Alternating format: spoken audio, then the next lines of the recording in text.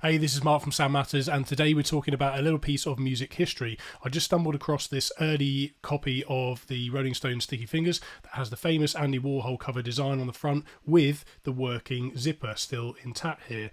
There's a little bit of funny business going on with a little piece that's missing, the belt buckle that's missing, but still, it's such an iconic piece that I just had to pick it up and just wanted to share it with you guys, the Sound Matters community. So let's get straight into it.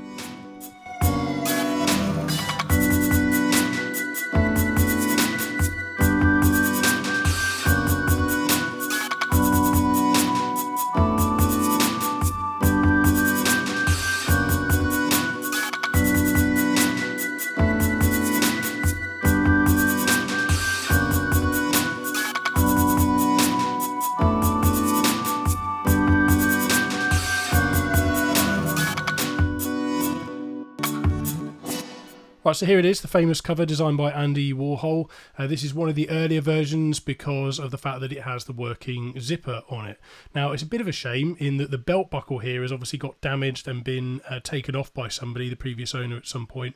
Very strange, because normally the belt buckle would be here and this cut here would be there to enable the zipper to work and for you to reveal the guy wearing briefs underneath. So you can also see there's a little bit of glue here. It looks like somebody's had to make a repair to the zipper at some point. But to find one of these out in the wild really is a rarity, so I decided to pick it up anyway, and it's an interesting piece of music history. So as I say, you just open up here like this with a zip, and you peel back here and you can just about see this has actually got a little bit of seam damage on the sides, makes it slightly easier, but it has Andy Warhol's signature on the inside here, reveals the briefs behind there. So one of the things about this album cover is that the earlier versions did feature this zip. It was expensive to produce though, and actually in many cases caused damage. So this is actually, you can see how this got damaged over time, because it's actually quite difficult to get this back up here.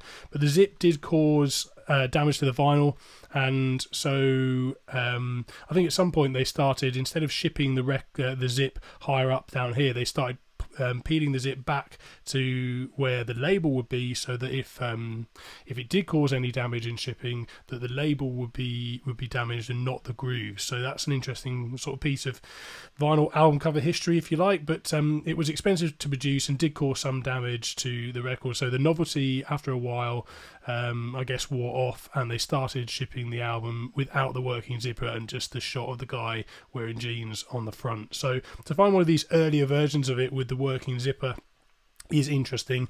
I'm currently doing a bit of detective work as to which version I actually have, because depending on whether it's a first pressing or a slightly later pressing, all of which are from 1971 generally, but the zipper does change somewhat from version to version. I have a version that has a square zipper here, and it has the word star written down the side here. So I've been looking on Discogs to try and find this version of the zipper. I'm struggling to find this exact one and get a description as to the date of it. Now, to my slight disappointment, when I got the album home and did a bit more research, I noticed that there were two of the inserts exactly the same, only one looks slightly older than the other. So this is the insert, has a shot of the band on the front here, and then the album credits and liner notes on the back. So what this tells me is that somebody at some point has replaced or switched this record. So doing a bit of research so far, I've managed to find out that the original pressing of the album does not have this text here that says Promotone, a Promotone NV record. So the original, the very first pressing, does not have that. So I'm going to do a bit of research on Discogs to have a look, but I suspect that potentially the album either got damaged or got lost, and this is a slightly later version that it's that's been placed inside the record here. Perhaps the record got damaged in shipping because of the zipper, and perhaps somebody then decided to go out and buy another copy to replace the actual vinyl disc itself. But nevertheless, just to have a version of this album cover with the working zipper is a little piece of music history, and so couldn't quite help myself, even though that the belt buckle has been taken off by somebody at some point.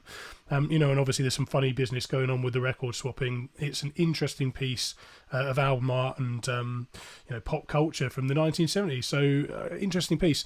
Right, so I've just gone over to Discogs to do a bit of detective work, try and find out sort of what's going on really.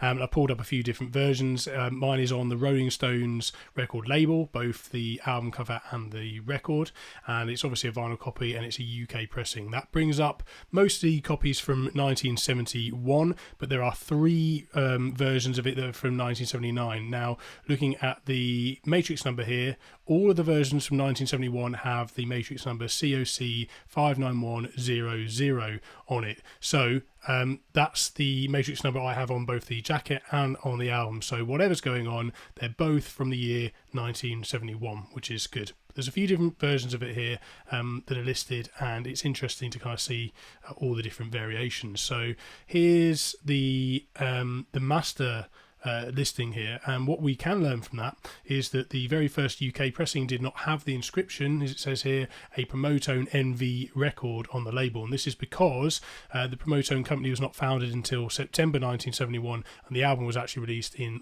April 1971. Now, my record does have that inscription on the label. It has a Promotone NV record on there, as you saw earlier when I was opening up the record for you. So what I do know is that the record itself is after September 1971, but there is always a possibility that the jacket could be earlier, could be from between April and September 1971, which is interesting to see. So right, let's open up and I'll just demonstrate that there are a few different versions out there, and a lot of them there's lots of different zippers out there. So this one here listing is from 1971 and has what they call the star zipper on it.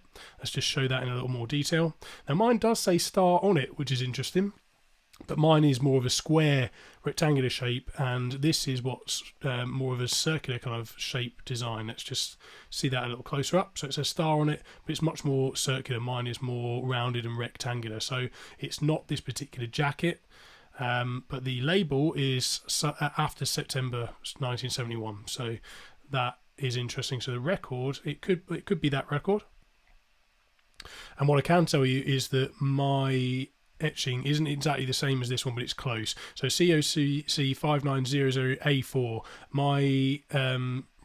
my B side actually has B4 on the end of there, so it's the same as that, only it says B4. So it isn't that particular pressing.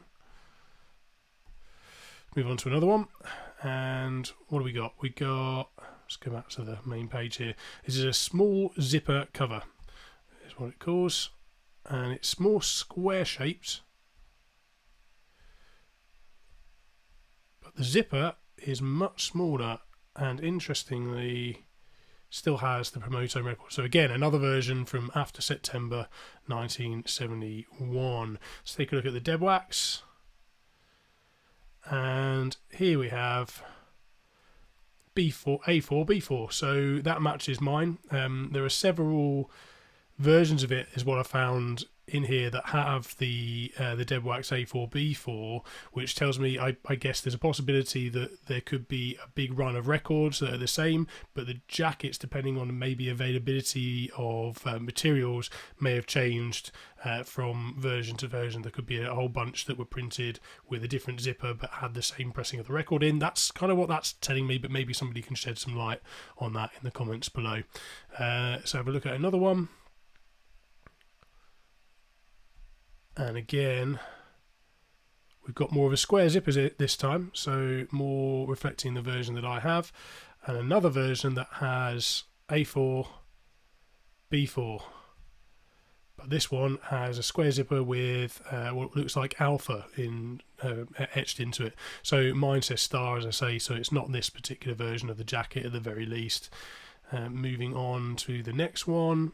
And another version with A4, B4 in there as a version of the dead wax, and all of which saying TML Rolling Stones record, which is engraved.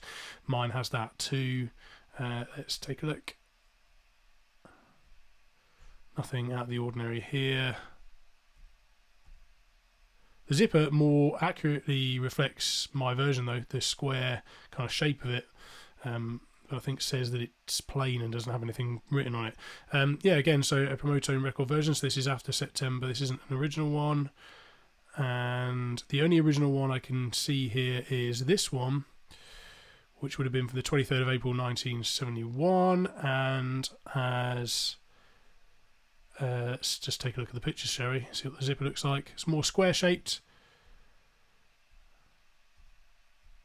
Does not have the Promotone thing on the label, which means it's definitely one of those April versions, one of those original versions.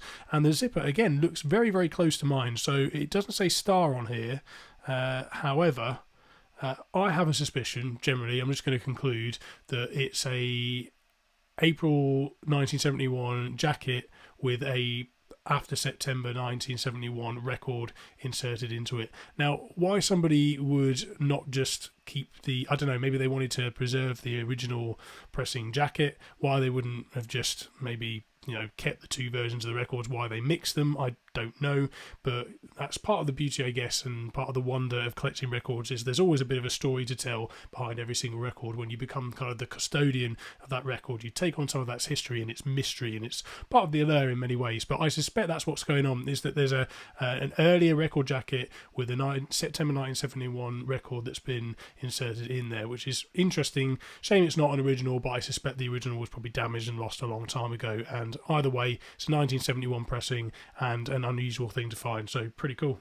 So just one final note on the run out markings before we finalise this, because I think this is pretty interesting, because there's a bit of a myth around this side of things that A1 indicates that it is a first pressing, and from the mastering engineers that I spoke to, that is not the case, and there's a bit of a myth around it. But there's an interesting thing here. So if you go to the original first UK edition here, that doesn't have that Promotone NV record on the label, so this is the first edition, there's run out variants, and there's many of them. So if you look at here, variant 1 is A4B3, then A3B4, then A4B4, which is the same as the one that I have, but I know it's not a first pressing because it has that Promotone thing on there. So what is going on there, there's several different versions, but they're all a first edition, and that is because it indicates the lacquer that's used. So there's a myth that A1 stamped into the dead wax indicates a first pressing. That's not the case. So what it does indicate is the cut number. So if an A1 lacquer fails